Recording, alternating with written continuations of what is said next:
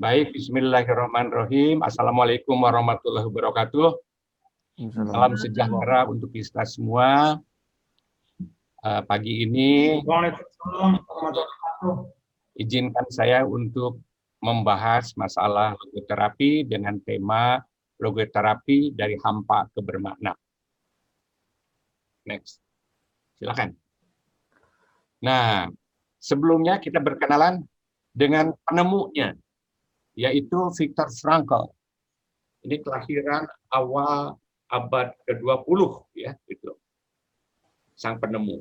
Beliau ini adalah kelahiran Wina, pendidikan di Fakultas Kedokteran di Universitas Wina. Nah, ini yang unik adalah pengalamannya, karena beliau ini adalah seorang Yahudi, ilmuwan Yahudi, maka ditangkap oleh Nazi dan dimasukkan ke kamp konsentrasi Nazi selama 2 tahun lebih. Ya, ini dia ganti berganti dari kamp konsentrasi Dachau, Treblinka, Majdanek, dan Auschwitz. Itu adalah kamp konsentrasi yang ditulis dengan tinta darah dalam sejarah kemanusiaan. Ya, terus. Next, Mas. Nah, beliau ini profesinya sebagai guru besar di alma maternya, ya, dan guru besar tamu serta penerima Dr. Honoris Causa dari 28 universitas ternama di Amerika dan Eropa. Beliau pun pendiri dan penemu logoterapi, aliran logoterapi. Profesinya adalah neuropsikiater. Jadi dulu itu neurologi sama psikiatri disatukan. 2 buku yang banyak sekali menjadi bestseller, ya, itu dia. Nah, next, Mas. Beliau ini, ya, kan, nah ini penghuni kamp konsentrasi, ya itu. Nah ini kondisinya kamp konsentrasi, ya, itu gambar yang pertama itu adalah Auschwitz, masih berantakan sekali. Kemudian berikutnya ada ibu-ibu sama anak-anak. Jadi pada waktu itu orang-orang itu digerebek dan disuruh keluar dari rumahnya, kemudian masuk kereta api, lalu diberangkatkan ribuan kilometer ke kamp konsentrasi di seluruh Eropa. Nah, kira-kira itu ya. Dan yang di tengah, kamp konsentrasi itu dikelilingi oleh pagar kawat berduri yang bervoltase tinggi, sehingga para penghuni yang putus asa karena penderitaannya bisa mengakhiri hidupnya dengan mudah dengan jalan menabrak diri kepada kawat tersebut dan akan terpanggang hidup dengan di strum yang sangat tinggi itu. Gambar yang paling bawah bisa kita lihat, ini adalah seorang komandan kamp konsentrasi yang memberangkatkan dalam truk jenazah-jenazah penghuni kamp konsentrasi. Ya, gitu. Sangat menderita sekali. Ya. Nah, kemudian, ya. Nah, dalam penderitaan yang luar biasa, ya, Viktor Frankl mengamati, ya, ada 2 tipe tahanan. Dia sebut pertama saint atau santa, orang suci, yaitu orang awam, tahanan biasa, tetapi walau dalam penderitaan luar biasa, itu tetap kepribadiannya masih sehat, utuh, ya, integritasnya masih tetap tidak rusak. Dia bisa berbagi makanan yang serba kurang dengan teman-teman yang kelaparan, hibur yang menderita, mengantarkan jenazah, menghibur orang sakit, dan seterusnya. Jadi masih utuh walaupun dalam penderitaan luar biasa. Sehingga Viktor Frankl menyebutnya sebagai santa atau saint, ya, kalau bahasa kita itu waliullah, gitu ya, kira-kira begitu, orang-orang suci. Ya. Tapi di lain pihak ada sekelompok tahanan yang beliau namakan swine. swine itu binatang seperti ini ya, yaitu orang-orang yang dalam tahanannya itu justru jadi troublemaker, agresif, galaknya lebih buas daripada Nazi sendiri, ya, itu selalu merebut makanan orang-orang sekitarnya, ya, nggak peduli sama orang lain, ya, sangat egois, dan mereka itu direkrut oleh tentara Nazi, ya, oleh komandan kamp konsentrasi sebagai pengawas dari sesama tahanannya. Bisa kita bayangkan mereka itu jadi lebih sadis daripada penjaga-penjaga sendiri, ya, karena menitipkan nyawa dan perutnya, yaitu. Nah, ini dia. Nah, ini bagaimana kalau menurut Viktor Frankl, ya, lanjut Mas. Ya. Nah, menurut Viktor Frankl, sebelumnya ya, di bawah tuh, ya, saint dan swine itu ada pada setiap manusia, setiap pribadi sebagai potensi. Jadi pada diri kita ini ada potensi yang bagus dan ada potensi yang jahat. Setiap orang, termasuk pada saya juga, ya, gitu. Saint sebagai potensi. Dan setiap pribadi dapat mengaktualisasikan potensi ini. Ya. Nah, ini. Nah, itu tergantung pada kita, ya. Tidak terlalu tergantung pada lingkungan, ya. Kita mau menjadi apa? Menjadi saint atau swine, itu pilihan kita sebagai manusia, ya, itu. Nah, ini dia kesimpulannya, ya. Baik. Nah, Viktor Frankl itu meninggal dalam usia 92 tahun, ya, tahun 97. Nah, next, terus, ya. Nah, ini ada muridnya bernama Elizabeth Lucas, yang digadang-gadang sebagai putri mahkota keilmuannya. Ya. Nah, jadi pada saat-saat terakhir hidupnya, ya, jadi Elizabeth Lucas membesuk ke rumah sakitnya dan sangat terharu sekali melihat gurunya itu sudah ini, ya, hampir sakaratul maut, ya. Dan melihat muridnya begitu sedih, Viktor Frankl mengatakan begini, kematian sama sekali tak menakutkan karena aku telah menyelesaikan tugas hidupku, yaitu melakukan rehumanisasi psikoterapi, ya, rehumanisasi psikoterapi, ya, itu. Kemudian beliau, I have not lived in vain, non frustra fixi, hidupku tidak sia-sia. Nah, jadi sampai akhir hidupnya dia masih menghayati perasaan bermakna karena dia telah melakukan misinya, yaitu merehumanisasikan psikoterapi. Ya. Oke, next, Mas. Ya. Nah, tapi ya sehebat-hebatnya orang, sebesar-besarnya orang, semasyhur-masyhurnya orang, akhirnya kembali juga ke tanah, ya, ditinggalkan orang, dan ini kuburannya, ya, banyak sekali sampahnya, ya, tidak dikunjungi orang tiap hari, ya, itulah akhir hidupnya secara fisik, ya. Nah, tapi Viktor Frankl mudah-mudahan saja, ya, dia itu ada pakar makna hidup, hidupnya penuh makna, kematiannya pun dihayati dengan bermakna, ya. Ya, mudah-mudahan saja baktinya kepada kemanusiaan, ya, dia mendapat tempat yang sebaik-baiknya di alam sana. Ya, itulah riwayat hidup Viktor Frankl. Nah, kita akan coba, ya, membahas yang lainnya. Silakan. Kita akan coba selintas tentang logoterapi. Ya. Ini tempatnya logoterapi ini adalah sering digolongkan di dalam psikologi humanistik, ya, itu, ya. Kita kan tahu ada psikoanalisa, psikologi perilaku, humanistik, dan psikologi transpersonal. Ya, bahkan sekarang lebih banyak lagi aliran-alirannya. Nah, kira-kira itu. Apa itu psikologi humanistik? Ini mohon maaf kepada rekan-rekan saya di psikolog, ya, gitu. Ini bukan kuliah, tapi semacam refreshing aja lah tentang keilmuan kita yang lalu telah kita pelajari, ya, gitu. Mohon maaf, ya. Sama sekali dari GUI, ya, ini. Next, Mas. Nah, ini humanistik, ya. Psikologi humanistik. Psikologi humanistik itu kan berasal dari human. Human itu artinya manusiawi atau insani, bukan insane, ya. Insani bahasa Indonesia, bukan insane bahasa Inggris, ya. Itu human.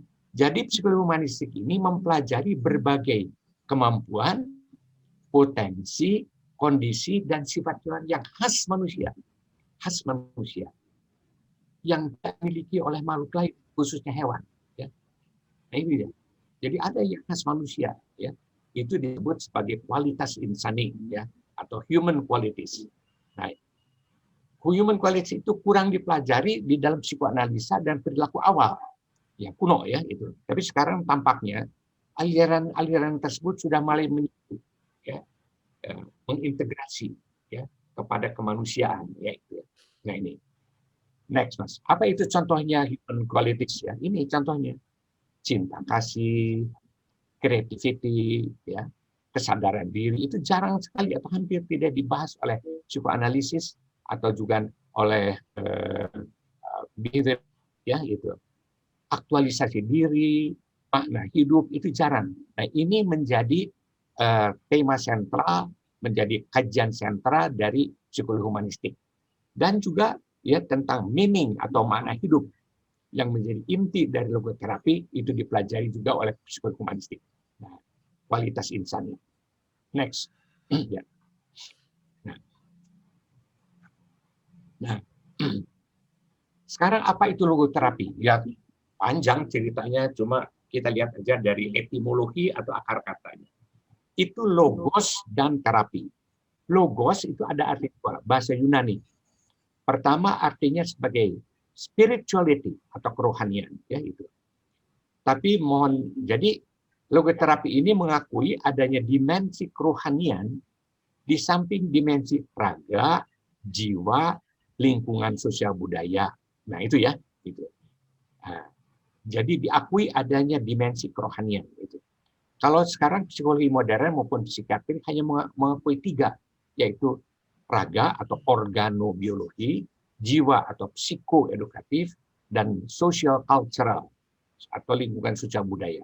Sedangkan spirituality tidak ada. Ya. Nah ini setahu saya bahwa Viktor Frankl ini yang pertama kali memasukkan dimensi spiritual kerohanian ke dalam sistem psikofisiknya, ya, dan bahkan di dalam sistem terapinya nanti, ya. Dengan demikian manusia itu merupakan kesatuan utuh, ya, unity dari bio, psiko, sosio, kultural, spiritual.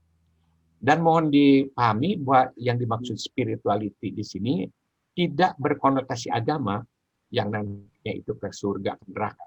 Tetapi ini sebagai dimensi kemanusiaan di atas nalar, lebih tinggi dari nalar, lebih tinggi dari kesadaran, logika. Ini di atas. Ya. Kalau ada conscious, barangkali ini super conscious atau supra conscious, ya itu. Kemanusiaan sekali. Yang kedua, logoterapi itu artinya juga meaning atau makna, ya, makna atau nilai, ya, nilai. Ya, dengan demikian logoterapi berpandangan bahwa makna hidup dan keinginan untuk hidup bermakna, untuk hidup berarti, itu merupakan motif utama manusia, ya, motif utama, yaitu. Nah, oleh karena itu tidak mengherankan kalau dulu logoterapi itu motonya terapi through meaning, terapi melalui makna, ya. Sekarang berubah menjadi health through meaning, kesehatan melalui meaning.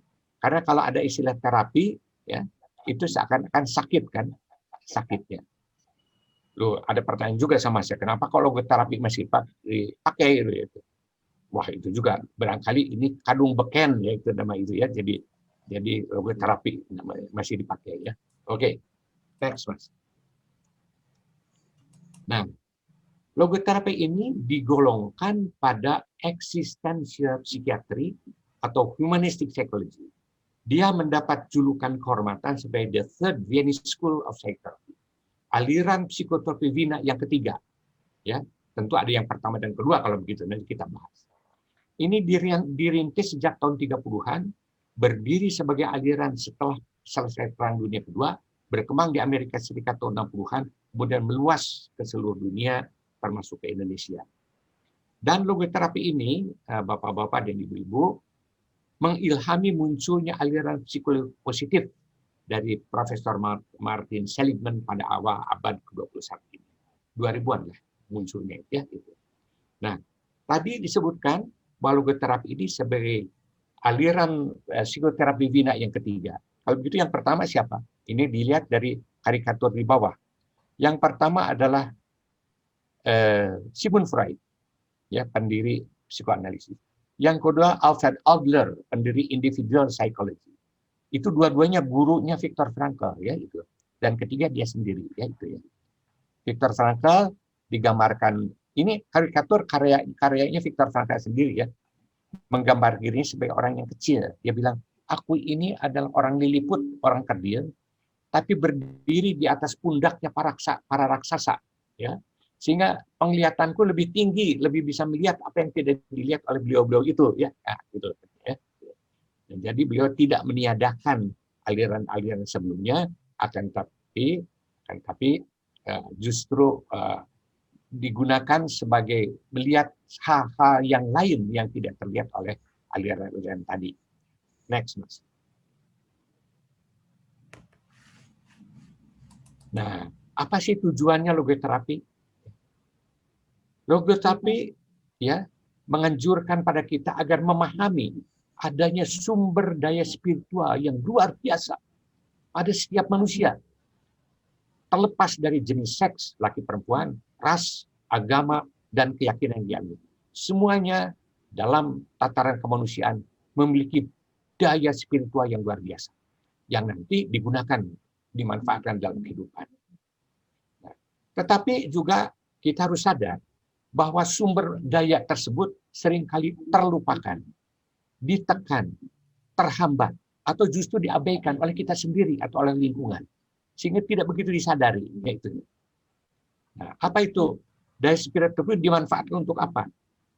Memanfaatkan daya rohani manusia untuk mengembangkan hidup yang bermakna dan bahagia, dan bangkit kembali dari penderitaan serta tegak kokoh menghadapi berbagai kendala. Itulah ya, supaya kita menjadi kokoh dan kuat. Nah, itu tujuannya ya. Ini masih sangat umum sekali. Next, Mas. Nah, apa yang diajarkan oleh logoterapi? Pertama, logoterapi mengajarkan pada kita bahwa kehidupan ini memiliki makna dalam keadaan apapun, termasuk dalam penderitaan. Barangkali ini makna ini masih agak rancu ya, masih agak kurang pahami. Tapi kalau bahasa sehari hikmah, ya, kemanfaatan, ya, sesuatu yang berharga. Nah itu. Jadi kehidupan itu bagaimanapun ya tetap memiliki hikmah. Ya, ya seperti ini zaman sekarang ya. Musim wabah toh kita masih bisa berjumpa ya, aman lagi karena melalui Zoom ya. Nah seperti itu. Kemudian manusia memiliki kehendak untuk hidup bermakna, yang merupakan ini motivasi utama dalam hidupnya. Ingin setiap orang itu hidupnya bermakna, ya, ingin hidupnya bermakna. Kemudian diajarkan bahwa manusia ini bebas untuk menemukan dan mampu dan bebas menemukan makna hidupnya melalui 4 hal. Apa? Kalau ia berkarya, ia akan menemukan makna hidupnya. Melakukan karya bermanfaat. Ya, itu istilahnya creative value. Atau menghayati pengalaman hidup yang penting ya, yang berkesan ya, yang berdampak pada dirinya, itu namanya experience values. Ada makna di dalamnya. Atau mengambil sikap yang tepat atas musibah, situasi tragis, penderitaan yang tidak bisa dihindari lagi. Ya, kalau peristiwanya sih nggak terhindari lagi, itu sudah nasib. Tapi menyikapinya itu yang membuat kita survive, ya, sikap yang tepat, ya, terhadap situasi tragis, musibah, derita yang tidak terhindarkan lagi. Di sana ada hikmah, ada makna. Ya. Yang keempat adalah harapan. Ya. Selama orang masih memiliki harapan, ya, itu adalah sebetulnya itu adalah sumber makna hidup baginya. Ya. Harapan itu apa? Harapan itu adanya perubahan yang baik dari kondisi sekarang. Ya. Dan sekarang itu namanya harapan. Sekarang musim pandemi, tapi kita jangan berhenti di sana. Berharaplah bahwa ada perbaikan, ada lonjakan-lonjakan ke arah kemajuan. Misalnya begitu. Next. Nah, kalau begitu, Jadi makna hidup itu sering tidak jelas ya. Apa sih makna hidupku? Ini ada sumber-sumbernya seperti tadi diceritakan. Sumber pertama adalah karya dan berkarya, bekerja, mencipta, melaksanakan dengan baik dan enjoy karena mencintai kegiatan tersebut. Itu di sana ada merupakan sumber makna hidup. Ya, itu. Jadi karya itu intisarinya adalah memberi kemanfaatan, ya, memberi penghargaan, memberikan dorongan dari diri kita keluar kepada orang lain. Itu namanya karya berkarya, ya itu. Jadi dari dalam, ya, dari inside ke outside. Nah, itulah berkarya itu. Tentu kebajikan yang itu ya, karya itu. Ini. Kalau kita melakukan karya, maka hidup kita akan bermakna. Yang kedua adalah penghayatan, ya. Meyakini dan menghayati kebenaran, keyakinan, keindahan, keimanan, dan cinta kasih. Itu adalah sumber makna, sumber hidup bermakna, ya, misalnya. Cinta kasih, coba. Wah, itu. Orang yang sedang dalam in love, dengan dalam cinta, atau mencintai atau dicintai, wah, itu hidupnya berbunga-bunga lah. Ya. Nggak ada yang depresi karena dicintai, ya, itu. Dan ketiga adalah attitudinal value, mengambil sikap tepat atas pengalaman tragis yang tidak terhindarkan. Di sini ada istilah meaning in suffering, makna dalam derita, ya, hikmah dalam musibah, yaitu blessing in disguise. Nah, ini dia, ya. Dan yang keempat tadi harapan, ya, harapan, ya. Oke. Terus, nah, harapan, keyakinan adanya kondisi lebih baik pada waktu mendatang. Selama orang masih punya harapan, berarti dia makna hidup sudah dalam gapteannya, sudah dalam tangannya, ya, tinggal direalisasikan. Oke, ya. Next.